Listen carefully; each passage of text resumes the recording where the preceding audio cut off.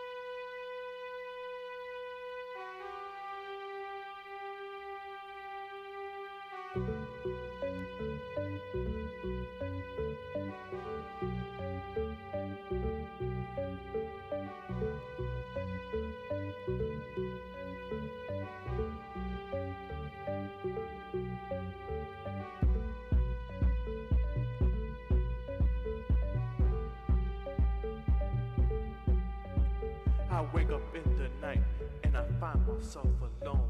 I remember all the times we spent, and now your love is gone. I can't forget. I can't forget.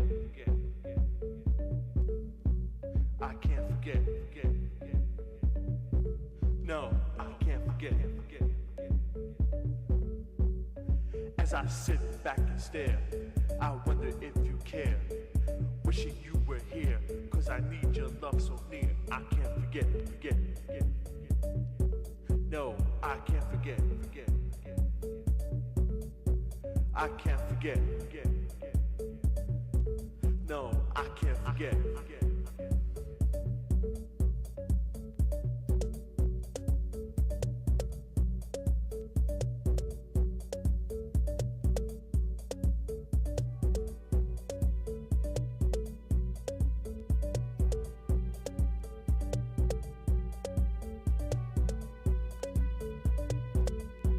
I'm breaking a sweat. Wanting you again, but for more than just a friend. Sharing life with you and the things we used to do. I can't forget. No, I can't forget. Folks, this is the disembodied voice of Harper Bazaar coming to you loud through the speaker. And you know what that means. Get your butts in your seats, because it's time to start the show again. Okay, maybe take your time. I'm gonna stay in the AC for just a second longer. This is lovely. It's so good, folks. Like, as a drag performer having just come out of Pride, I am forever gonna be like any drag bar in town. If you're not providing this level of AC, the drag queens will not perform. But speaking of drag queens performing, how would you like to see a little pop-up performance, everyone? For the people in the back who aren't paying attention, would you like to see a pop-up drag performance? That's the energy I was looking for. Well, in that case, give it up for the one, the only, the me, Harper Bazaar!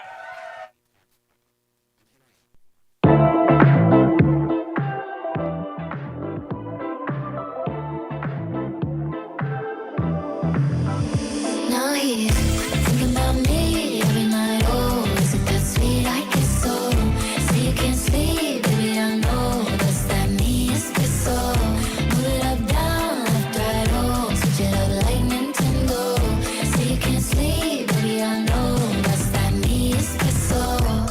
I can't relate to desperation. Might give a fucks. Are on vacation.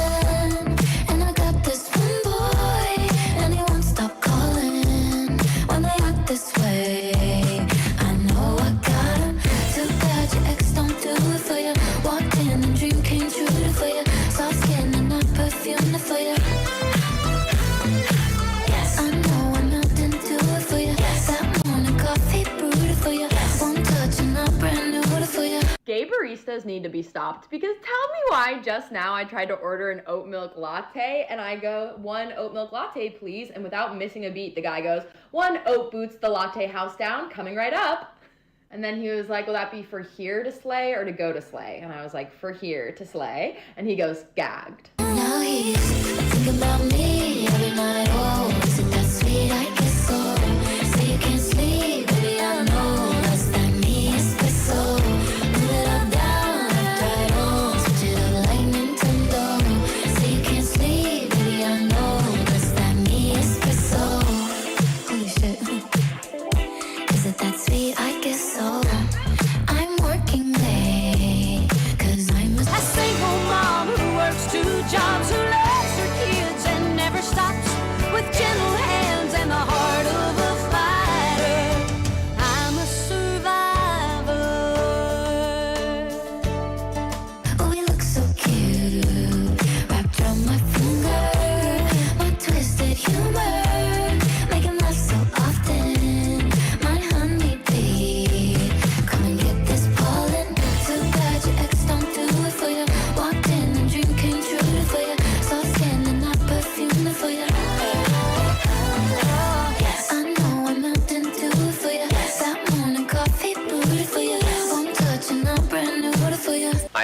time of day is night. I love curling up with a rich cup of coffee. You think coffee and sleep don't mix? They do if it's High Point. It's decaffeinated, and the flavor's marvelous.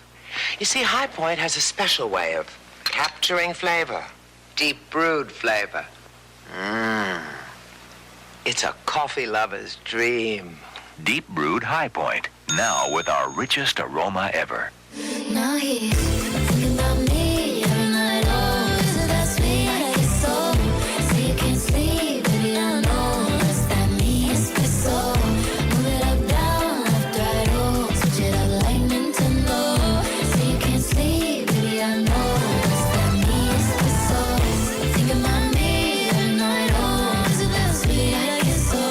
So you can't sleep, baby, I know. It's that me, espresso. Move it up, down, left, right, oh. Switch it up like Nintendo. So you can't sleep, baby, I know. It's that me, espresso.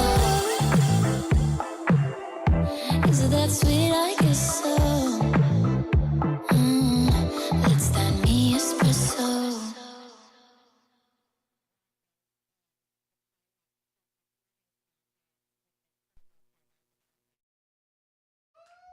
And now the most homophobic thing of any drag show, when the host has to immediately get on the microphone after performing. Keep it going for me so I can catch my breath. Did you like that? Did you like that? You'd never know that I majored in crying and singing about it. That's musical theater for those of you folks. Wow. I just had a full-blown stroke and not a single one of you jumped up to save me. The energy... to whoever gave me a 5, thank you so much. That is both from me and Taco Bell that I will be spending it on later. All right, everyone. We will be moving on to our third group of the night. This is going to be for the role of mayor. I know, quite a hefty role, so to speak. So, if I can please have the candidates. See, I'm learning, that's called growth. Candidates, Rye Armstrong, Katie Wilson, and Joe Malloy, come on down to the stage.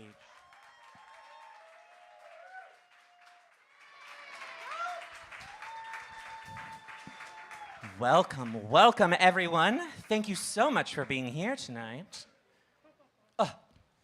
All right, again, a reminder for how this is going to work. You will each have a minute to introduce yourselves to the audience, talk about your platform, who you are, what you do, and then we will move into the questions, in which case you'll get a minute to a minute and 30 seconds to answer each of the questions, including my wildcard question at the very end. Are you prepared? That was... All right. All right, everyone. Here we go. I will be kicking off right here with candidate.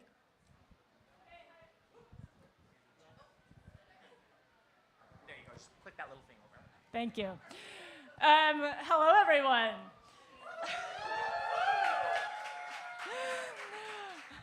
Great to be here. My name is Katie Wilson, and I'm running for Seattle mayor. I'm running because Seattle cannot afford another 4 years of business as usual. The rent is too high. This city is way too expensive for too many of us. It is too expensive for renters. It is too expensive for those of us living on the streets. And it is too expensive for trans folks moving here from other places in the country to take refuge. Our current mayor does not seem to feel the urgency of this situation. He governs as though he doesn't want to disappoint the fancy people he meets at cocktail parties. When Stuart Sloan says jump, he says how high. Well, you know who I don't want to disappoint? I don't want to disappoint the people I ride the bus with every day. I don't want to disappoint the people that I talk to in the laundry room of my apartment building, and I don't want to disappoint the people in this room. I've spent the last 14 years of my career building coalitions to win major victories that benefit working families. We are at time, Oh, we're at unfortunately. time. Okay, so, sorry. last 5-second closing words. No, that's it. Thank you. Awesome. Thank you so much. Go right ahead. Okay, thank you. Yes, we have a minute, and I have 3 things I want to say. First of all, thank you to the Queer Power Alliance for everybody here organizing to make this happen today. Yes, I'm a queer, non-binary, neurodivergent, polyamorous socialist that moved 2,000 miles to be in this city because it is the only place that I really felt safe to be myself. So thank you to everybody here that I know is organizing to make this city safe. That being said, point 2, fascism is taking over this country. And this is the room that we need to be free to talk about this in. If you've done your homework, you know that this is a very vulnerable community. We are a vulnerable community. And I don't bring that up to monger fear or be a demagogue. It's to say that the answer to fascism on the federal level is strong local government, strong municipalities. It's organizing inside of the House and outside of the House. It's making our local governance function as if it's mutual aid. That will defend us from what's happening on the federal level. Thank you so much. And go right ahead. Thank you. Good evening. My name is Rye Armstrong, and I'm also running for Seattle mayor. I use they, them pronouns. Thank you. It looks like there's an empty chair tonight, so that's interesting. One of the things that I've heard from talking to about 12,000 voters so far on this journey is that housing is too expensive. And so we have to support the social housing developer and make sure that there's success in decommodifying housing in our supply. Second, I want to see an expanded care team for an urgent, unarmed response separate from SPD. And childcare reform. On average, it's $4,000 a month for working families, which is crazy.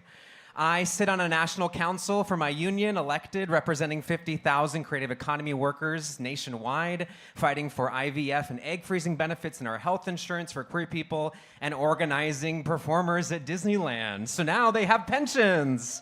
Thank you. So I'm honored to be here. I'm honored to be amongst community tonight. I think a lot of people are afraid right now, but the thing that gives me hope is all the faces in this room. So look around and know that we are together. Thank you. Thank you so much. Another round of applause for this group of candidates. All right, we are moving into the question portion. So, your first question as a group tonight is around housing and homelessness. The question is, what changes would you bring to the city's homelessness response, and what role, if any, should sweeps play in your approach?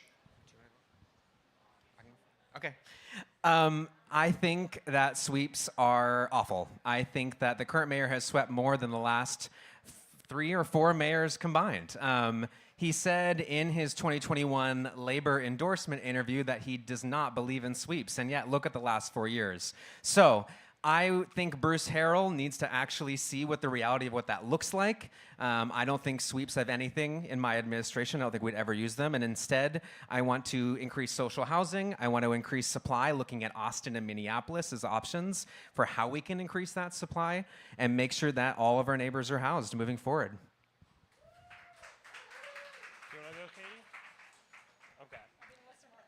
No, that's Okay, Joe wants me to go next. Great question. And, we've seen the number of people sleeping unsheltered on our streets go up and up and up every single year. I remember in 2015 when the city declared a homelessness state of emergency, and it has only gotten worse. The current administration, under Harrell, we have a lost shelter capacity every single year the mayor's been in office, and we have more people outside than ever before. So we need to open more shelter, we need to open more housing, and instead of sweeps, we need to be using some of the proven models that we have here in our city for getting people inside by actually building relationships with folks who are in encampments, getting them the help and the support that they need. We know how to do this. What's missing is the political will to bring the solutions to scale. excellent. Yeah. Thank you. That's the only question I'll insist on going last. If you don't know, I currently live at Tent City 3. I live in a tent and have for the last year inside a set of fences. We have let performative politics dominate our response to homelessness. We have let taboos and false narratives dominate the entire conversation, and as a result, basically what the current administration can get away with. They tell people that they don't sweep. I have been living at a shelter that receives people that have been swept for the last year. They lie to your faces about offering shelter, about the adequate response that we supposedly have. It has been an easier path for me to run for office in this way than it has to get basic housing, right? It's insane. Insane what's happening in this city. We need to demand that housing is a human right. We have all the resource to do it, and Katie's exactly right. We lack the political will. That is it. Thank you. Say that again. Oh, no, you're totally fine. All right, our next topic for the next question is food prices and worker wages. The question is, you've each offered different explanations for rising food costs, from housing prices to wage changes. How would your administration, let me repeat that. How would your administration address both affordability and fair wages for service workers in Seattle? Yeah, I can start. I also have a degree in musical theater, for all those girlies out there, and lived in New York for 5 years, and I made $2.47 serving in Midtown Manhattan on a sub-minimum wage tipped credit wage. So I am against any sort of sub-minimum wage. We have to bring it up, and now it has been brought up. But I do think that 10-year plan from OED did not include small businesses in that equation, and that they should have been given more support, more grant programs, using actual funds from Jumpstart, what were meant to be used for small business development, instead of being rated for budget deficit needs. So I want to see amazing small businesses prosper in this city. We have 56,000 liquid millionaires in the city. Hello, Joe Malahan. Hi, you crashing the party? All right, well, welcome. We're talking about rich people.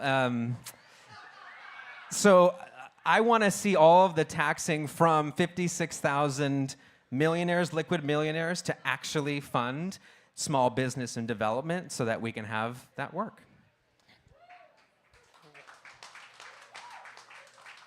Thank you. Welcome. Okay. So yeah, I agree with Rye completely that we have seemingly left small businesses out of the development plans in the future. I want to see a subsidized wage program for our small business owners. Raising our minimum wage in the city is a huge win for so many people, but it does put a lot of stress on our small businesses that we could eliminate through a subsidized wage program for very small businesses or for growing and developing businesses. It's something that's been talked about in other spaces, but basically it would look like taking your first few hires and putting them on a part city contract so that you as a business owner didn't have to pay a $20 minimum wage. You could grow and develop your business with support from the city, and then continue to lowering B&O prices. I think the SHIELD program has been an excellent move in progressive revenue, but eliminating all of the startup fees and B&O costs for small businesses is a huge potential win.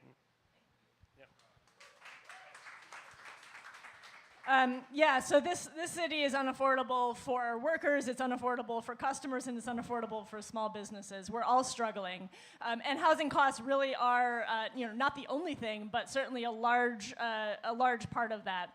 So to address housing costs, we need to kind of throw everything at the wall. We need social housing. We need to allow more housing to be built in neighborhoods across the city. We need stronger renter protections. We need to ban rental junk fees. And we need to invest more in workforce housing and affordable homeownership models. We need to do it all. And also, we need to do some specific things to help small businesses. Right now, it is really hard to get a small business off the ground. You have to deal with multiple agencies, all kinds of timelines that don't line up. So we need to streamline that process. The city needs to take the lead on that, working with other levels of government. We need to not make people pay $1,000 to have a sidewalk cafe, right? There's a lot of things that we can do that will make our city better for the people trying to run and grow small businesses here. Thank you so much. And if we can hand that microphone all the way down. So, in the authority of equity, please, you have a minute to introduce yourself to our audience here, as well as our live streamers there. Oh, before I answer your question, you're saying I have a minute to say who I am? You have a minute to introduce yourself to Great. the audience, and then we'll go back and address the question. Great turnout. It's a great honor to be with y'all. My name's Joe Mallahan. I'm running for mayor of Seattle because we have fantastic values, and the city is not delivering on our values. Our police department is dysfunctional. Our housing costs are way too high, and we haven't a leader who's willing to stand up and drive a solution to addiction on the streets. Homelessness today is almost exclusively an addiction problem. You can't solve addiction when people are on the streets. We need a ton more tiny home villages.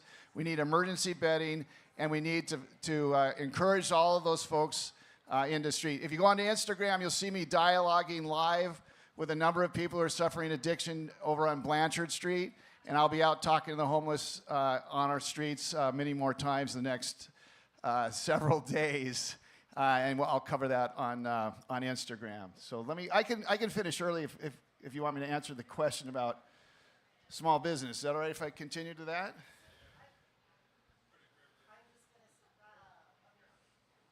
I'm going to just say for the record, for a second, hi. Hi, I'm Taylor. Taylor, lovely to see you. So we didn't have it in the timing because we didn't have the timing correct. So we're going to skip over that question. Well, that's and fine. we're going to move on and give you that opportunity to answer continued questions. Awesome. Thank you so much, Taylor. All right. So we are moving on to... Let me get my card straight over here. Can we give it up for Harper Bazaar? Woo! Doing great. Stop. You all gave me your money already. I don't need your applause. All right, everyone. So, correct me if I'm wrong. Did we just discuss food prices and worker wages? Correct. Thank you so much. All right. It's the Red Bull's going to my brain. All right. It's just Red Bull. All right. So our next question is in regards to revenue and resilience. So the question is, Seattle faces revenue shortfalls while residents face rising costs. What new revenue sources would you champion, and how would you prioritize spending, especially for renters, workers, and small businesses?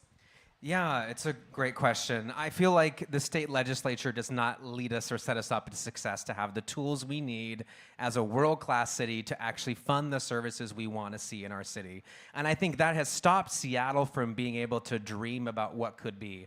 Looking at New York, obviously a different population, but they have a $112 billion budget.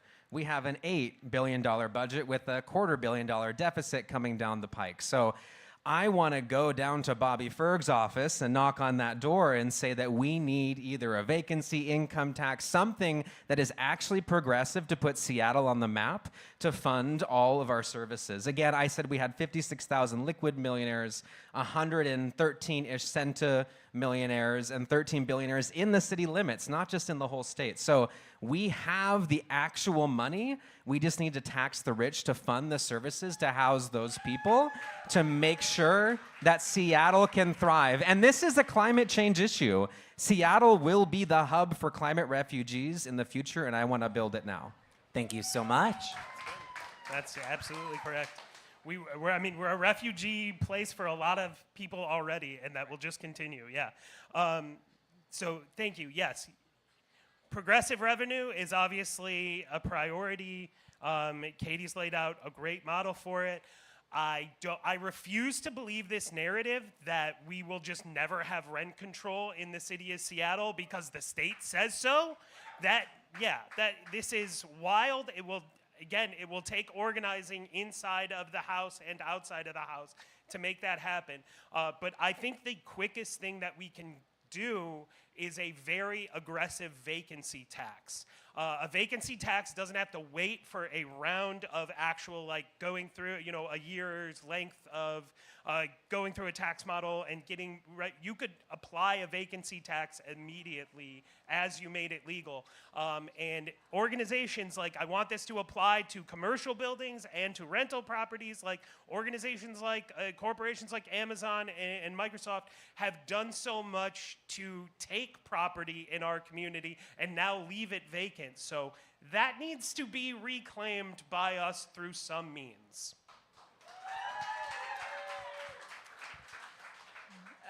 Yeah, so progressive revenue. We can't wait for Olympia. Yes, we have to lobby for better options, but we do have options. And thanks to Jeannie earlier for calling out the report that I and the Transit Riders Union published back in 2023 when I served on the Revenue Stabilization Work Group.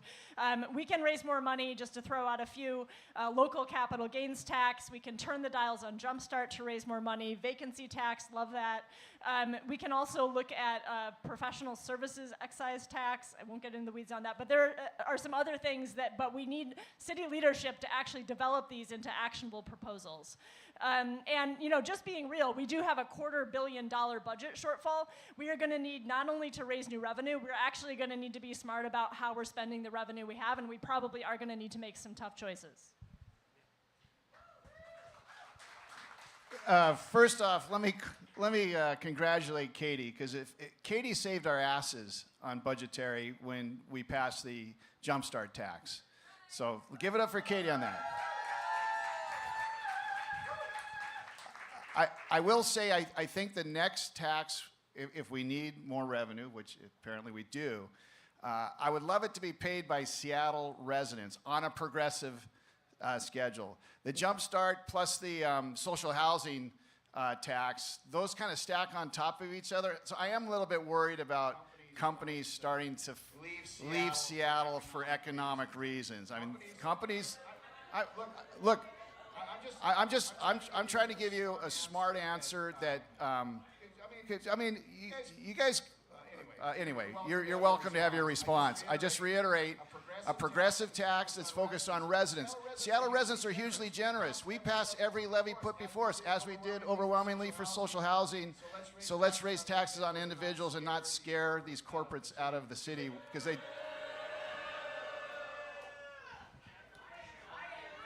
Thank you. We are short on time, so we are going to be moving on to the next question. All right. This next question is in regards to policing and federal action. The question is, if federal forces or the National Guard were called into Seattle again, how would you respond differently than previous administrations? What is your plan to limit carceral solutions in city governance? Would anyone else like to start first? Happy to, yeah. I mean, I feel like all of these are like huge questions that we're having to answer in a minute here.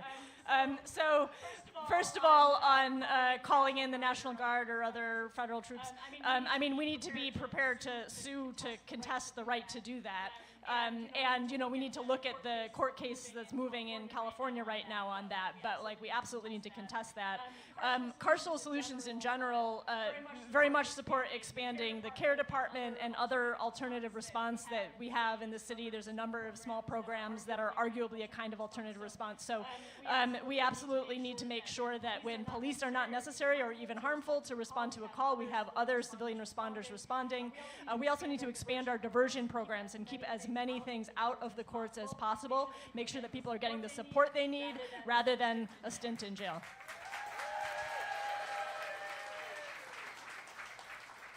I'm going to just do some like grand endorsements for some concepts. One, Ann Davidson is introducing basically a diversion program that we already had inside of the city. So any of our city attorney candidates coming up to challenge Ann already have a much better concept of how to handle that particular part, right?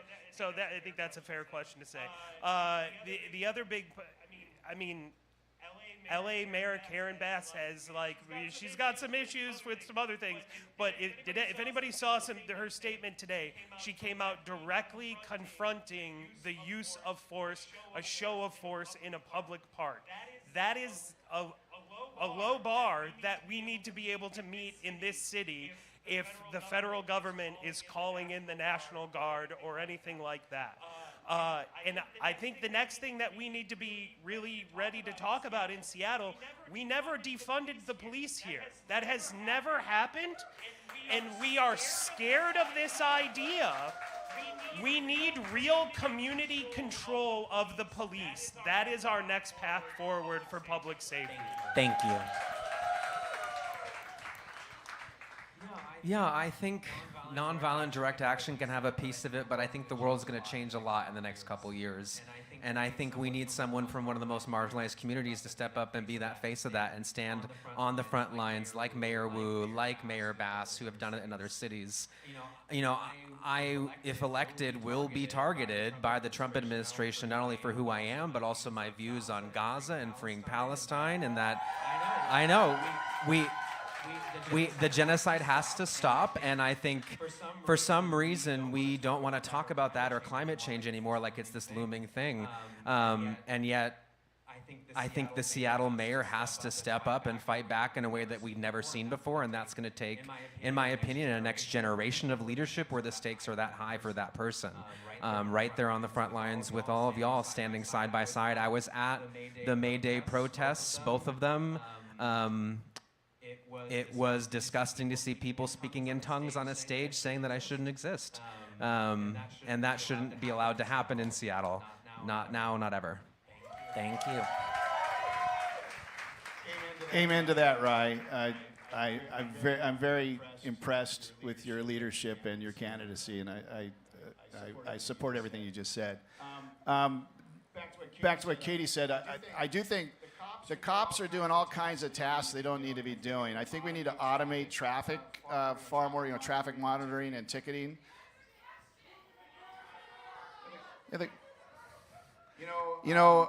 Karl Rove is a old-time Republican strategist, and he would often encourage people to just yell shit out to the candidate and distract him. So good for you. I'm trying to give you my perspective, So let me just say, I think the Seattle police absolutely cannot cooperate with ICE. It breaks down all kinds of legal rules. I believe we should reduce the size of the armed force of the Seattle police through automation and through civilianizing a bunch of tasks that they currently do. And I love you guys. I'm trying to be here for you. Thank you. All right. We've moved on to the penultimate moment of every group. The wild card question. The question I have for you all this time is that Blue Origin recently sent a celebrity space expedition into orbit. Some of the celebrities we kind of wish wouldn't have returned. I didn't say any names. Y'all are shady. If given the opportunity to launch one annoying celebrity into the cosmos, who would it be?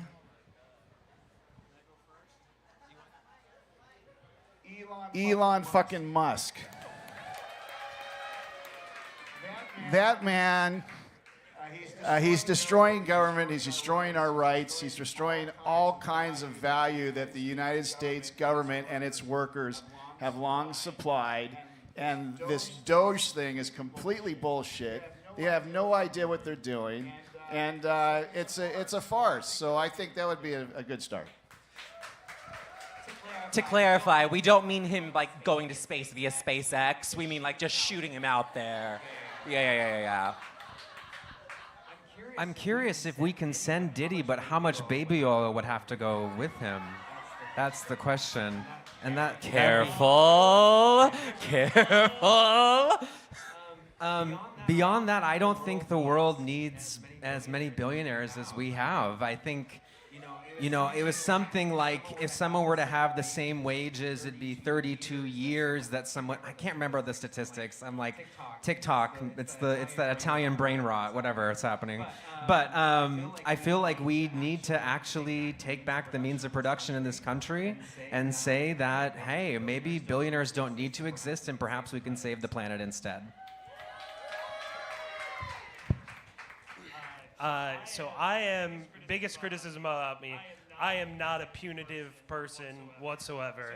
So as much as I want to call out a billionaire and send him to space to never be seen, I don't feel like I could do it. I can't do it. I would like to see them spend the last year where I have lived, because I feel like having that platform and being able to speak to the things that I'm trying to speak about with all of their influence and the voice that celebrities just get in this country for whatever the reasons, good or bad, then some real change could actually take place. So I'd just sentence them to a year in my life.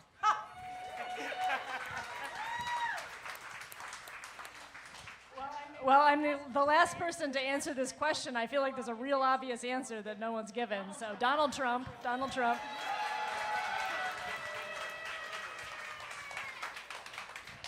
Well said, well said.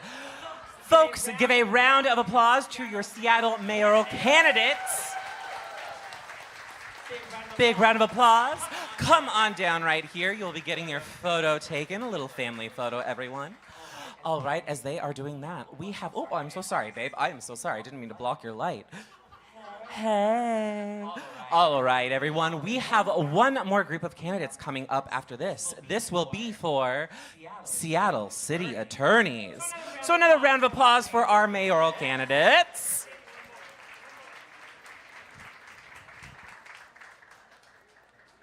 Candidates.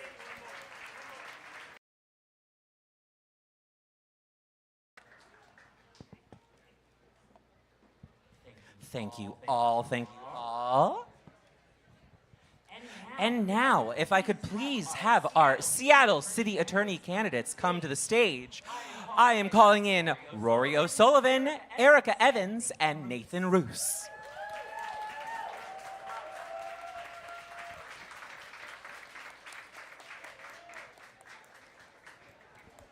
Come on down, come on down.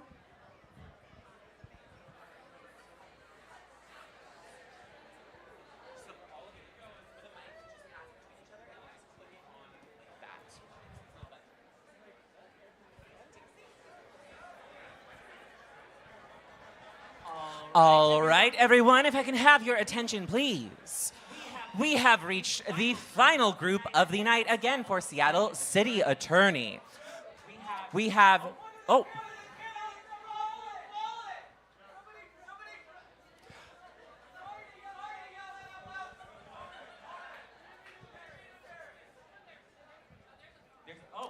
We also have a phone.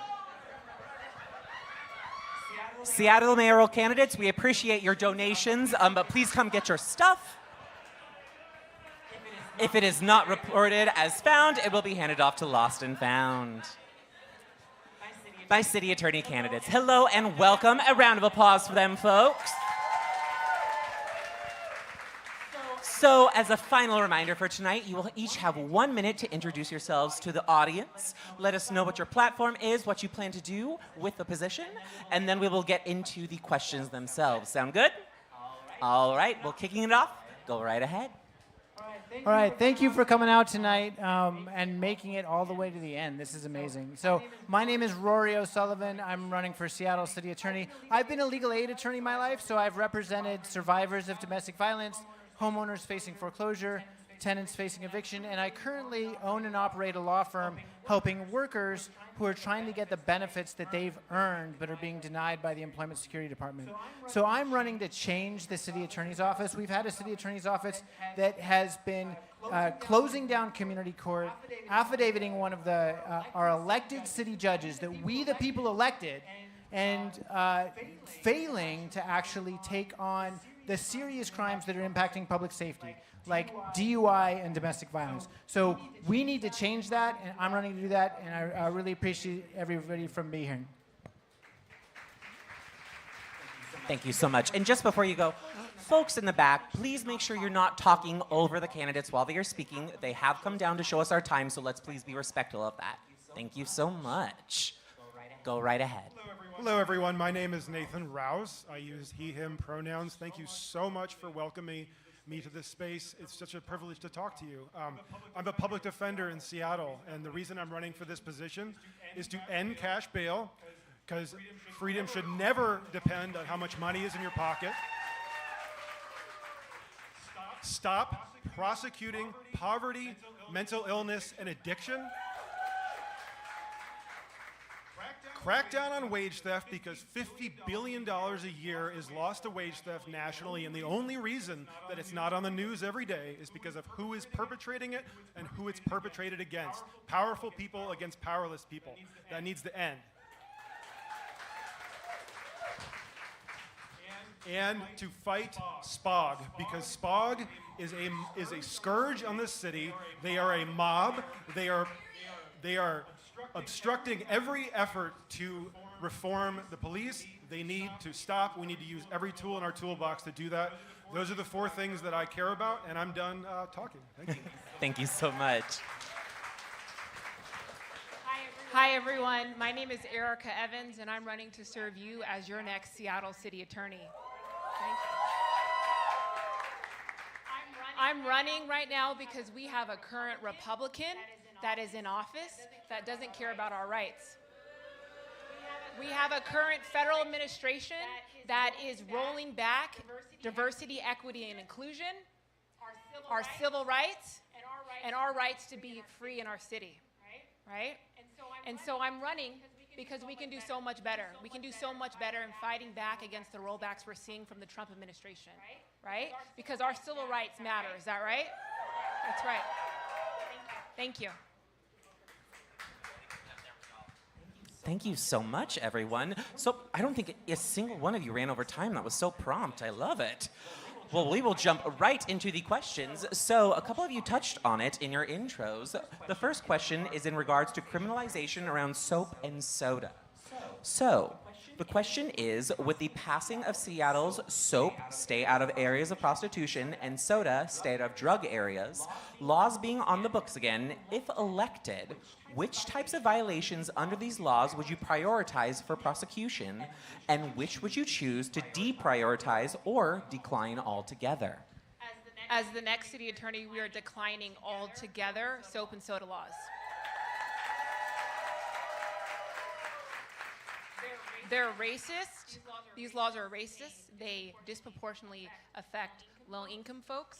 And it's wild and crazy that they were taken away. And we had a Republican city attorney. And let me remind you, this Republican city attorney decided to join the Republican Party after experiencing 3.5 years of Trump the first time, and made the decision, oh, this is a good time to join the MAGA party. Yes, boo. Yeah. So while y'all are booing, we're going to be suing the Trump administration, right? I'm not going to lie. I got that from Nick Brown. He says it. But it works because it's true. Folks are booing. We're going to be suing because, like, we got to fight back and protect our rights. All right. Thank you. Yeah, so as Erica said, we're not going to be pursuing any of those soap and soda orders. And that's one of the things, that's one of the powers that the city attorney has, right? The city attorney has the power to decline to prosecute or decline to seek certain orders. So if we elect a progressive city attorney, we don't have to worry about our right-leaning city council enacting these ordinances. So as city attorney, I would not prosecute soap and soda orders. I would not seek them. And because I've heard from folks who work for organizations like Sex Work is Work, right? From organizations who are representing the people who are impacted by these, and people who are trying to seek services in areas that they're being excluded from. This is not right, and this is not what our city needs.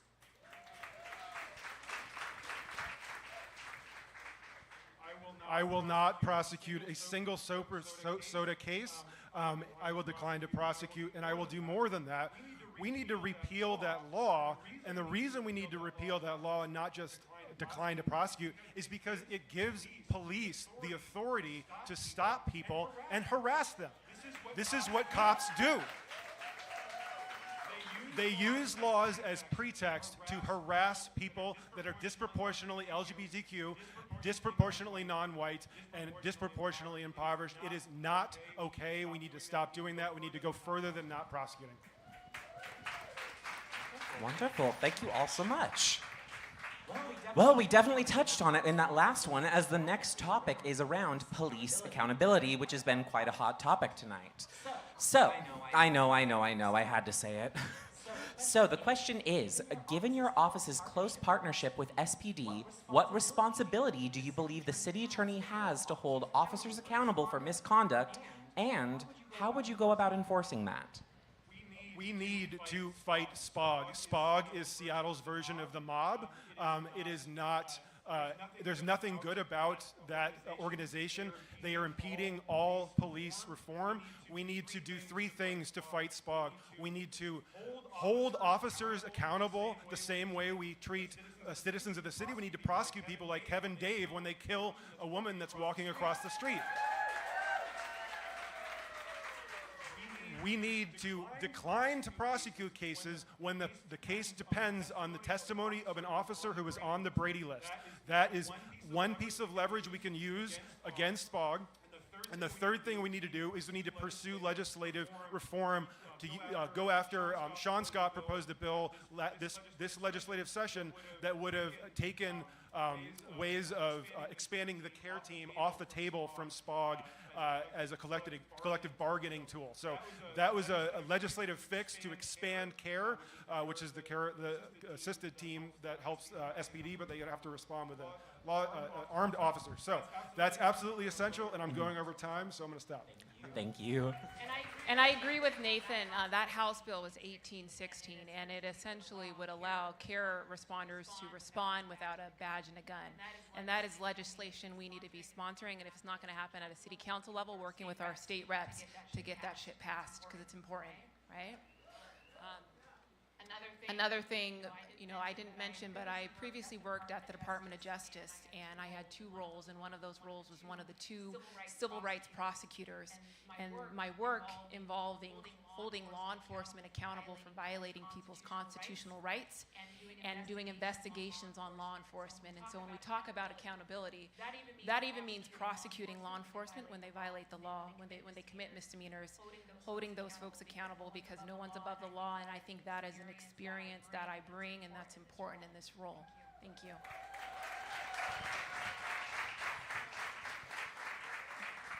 So it has been so frustrating that we don't have city leaders who are willing to stand up to SPOG.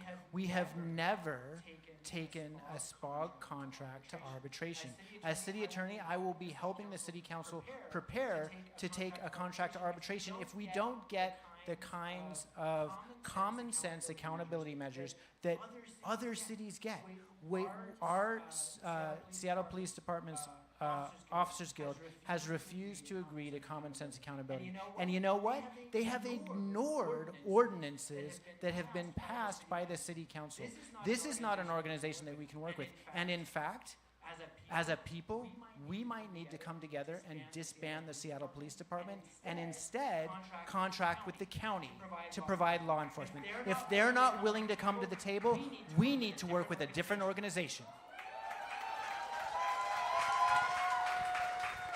Thank you all.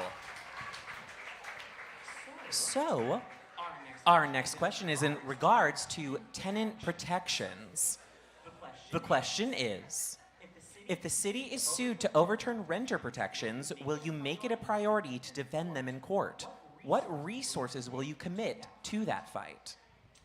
So I helped a previous Seattle City Council pass some of the renter protections that exist today. And when those protections were challenged by the landlord lobby, I was asked to write an amicus brief to the Washington State Supreme Court to protect those rights, and we won.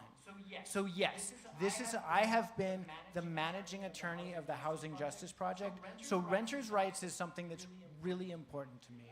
And the other thing that we need to be doing is the Seattle City Attorney's Office needs to be supporting the Department of Construction and Inspections when we have tenants who are complaining about habitability issues. We have, unfortunately, right now, tenants can live in an apartment that is really horrible, and when they try to call for an inspector to come, it takes weeks or months for an inspector to come. We need to be supporting tenants. We need to be providing much more support for tenants in this city because the landlord lobby is powerful, and we know that they're going to try to take control, so we need to have resources for the people to fight back.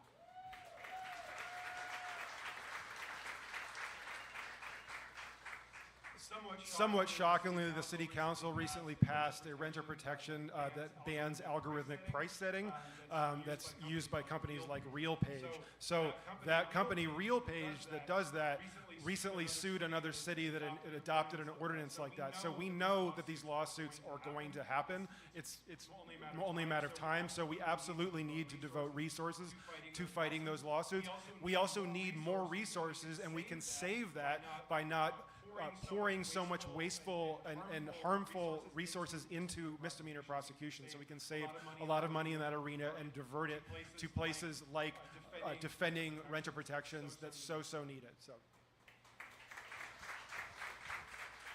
This issue for me is a bit personal because growing up, we moved 8 times before I was 12, and understanding what housing instability looks like and feels like, we need to do our uttermost to always protect our renters, and that's everything.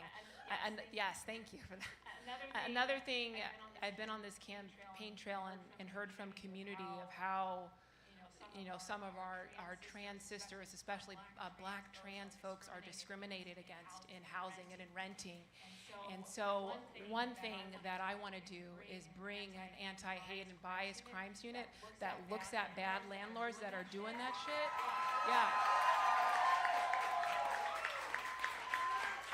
And holding those people accountable. Thank you.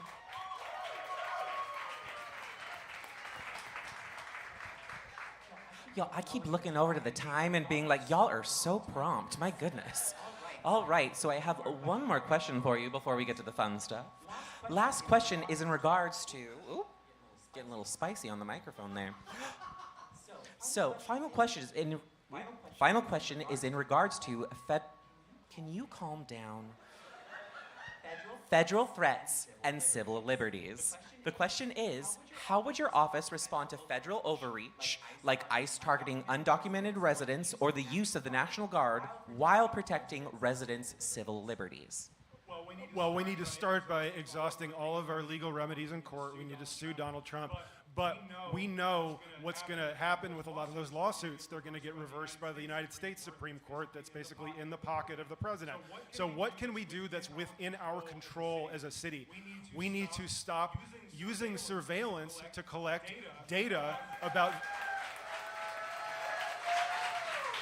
collecting data about people that are going to be targeted by this administration. It's going to fall into the wrong hands. So we need to stop collecting it. We absolutely need to do that. It's so critical to look at the things that are within our control. What else can we do? Stop putting people in jail where ICE can go look at jail rosters and arrest them when they're released, right? And then under the Laken Riley Act, under the federal law that was just passed this year, an accusation of shoplifting alone is enough to get someone deported out of this country. We need to be so careful about when we use laws for prosecution, and shoplifting is something that can get someone deported. We need to be very, very careful about when we use it, if at all. Thank you. This is something else that's personal to me and experiences that I've had. My stepfather, was deported. And the impact that had on our family was huge. And so when I think about things we can be doing, one thing, my husband's here, wave husband, Chris. One thing we worked on during Trump 1.0 was a House Bill 2567, and we did a letter writing campaign on behalf of the Lauren Miller Bar Association that actually passed, and it's the Open Courts for All Act. And what it says is that court personnel, prosecutors, judges, and defense attorneys, no one can call to let ICE know that someone that's there for court, it has an ICE detainer. But unfortunately, what we're seeing, though, is folks are being targeted in federal courthouses, and that Open Courts for All Act doesn't extend to that. And so we need to fight back. We need to be ready to file for injunctive relief, partnering with our Washington State Attorney General, who's been a leader when it comes to telling Trump to fuck off. And that's the leader you get with me. Thank you. Thank you.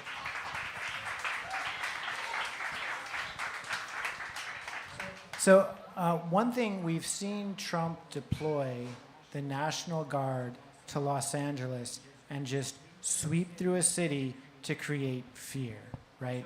So we know that Governor Gavin Newsom is challenging that action. So the law under which Trump has nationalized federalized the National Guard is a law that has some specific requirements, and we believe Trump hasn't met those requirements. So Newsom has challenged that case in court, and we are going to be monitoring that because we know Trump is coming for Seattle, right? We need to be prepared. We need to know exactly how the courts are ruling on that so that we can file a temporary restraining order as soon as Trump tries to do that in Washington State. The other thing that we can be doing is we can be stepping up where the federal government is stepping back. So Seattle can be the plaintiff in a civil rights lawsuit to protect our trans community. That's another thing that our Seattle City Attorney's Office absolutely should be doing. Thank you so much. I have to give a quick moment to just like shout out, thank you for staying on time, everyone. That was nice. We're used to arguing in front of the judges, so you know that's how it goes. Yeah, prompt. Listen, you're doing my little Virgo heart good. I'm like, they're on time? Ooh, all right, everyone. But it's time to put you in the hot seat because we, of course, have the wild card question. So, your wild card question is, you saw me sweat my padded ass off dancing to espresso down this very aisle. My question for each of you is, what is the main ingredient in your me espresso?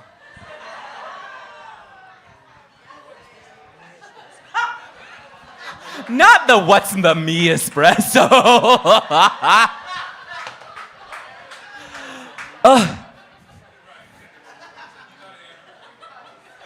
Go ahead. Just everything. I just like everything about it. An everything bagel. Got it. Love. Everything everywhere all at once. I'm so sorry. I honestly thought you said medium espresso, but you're talking about the Sabrina Carpenter. It's pronounced grande.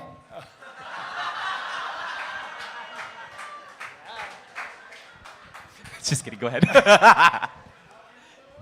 You want to go first?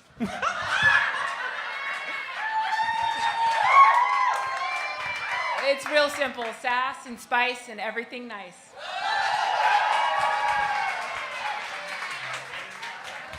The pantsuit said it all.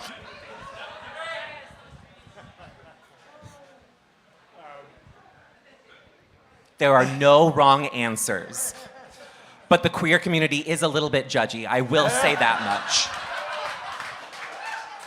I'm a Virgo. I can say that. Hating cops. The best part of waking up. Folks, give a round of applause for your candidates for Seattle City Attorney. Go ahead. Thank you so much. Great job, you all. Come on down here. We'll get a little family photo of everyone.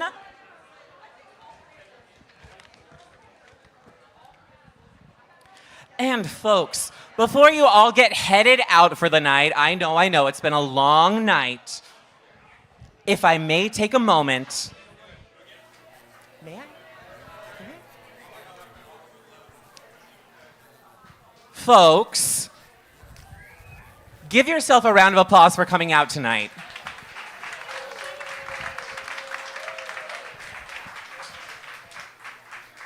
Moments like these don't happen without community. Instances and opportunities for us to be seen and heard are only going to get harder. If I may be so vulnerable for a second and not cry my lashes off, due to the elections this past year, I quit talking to my family because they voted against me and my own well-being as a queer person, as an HIV-positive individual, and weirdly enough, as a first-generation Mexican-American, my mother, who is a Mexican immigrant, voted for Trump. I know. This is not to be a sympathy moment. While the decision was hard to make, it is because of nights like tonight, and it is because of people like all of you that I am confident in that decision and why I know the true meaning of family and community.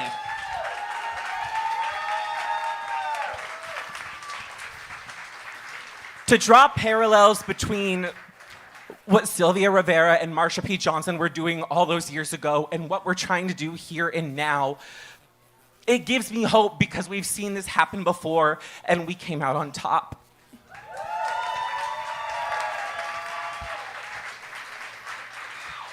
This community is wonderful, it's powerful, it's creative, it's a little judgmental, we could work on that. But if I can leave you with this, continue to gather, continue to fight back, and most importantly, continue to love on one another and find queer joy wherever you can. That is what will get us through these next years. And when the first drag queen president is elected, we will all celebrate in the streets to some Donna Summer track.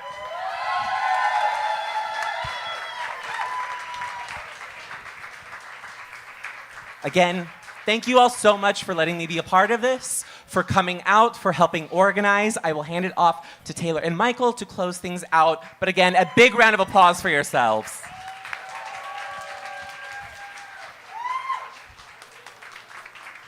I want to thank Harper because they are freaking amazing.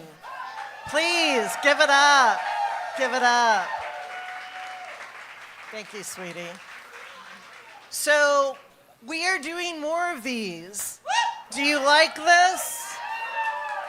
Massive wants to continue. We will continue. And anytime that we put this stuff out, please let the people know. Remember, we're also doing the sign-ups. Andrew's got the, put your name on there. If you want to volunteer, if you want to give donation, do it. This is your time. This is your voice. This is what we do. Because we will always need to come together. Thank you very much for being here. Enjoy the rest of the evening. Thank you again. Thanks to the candidates.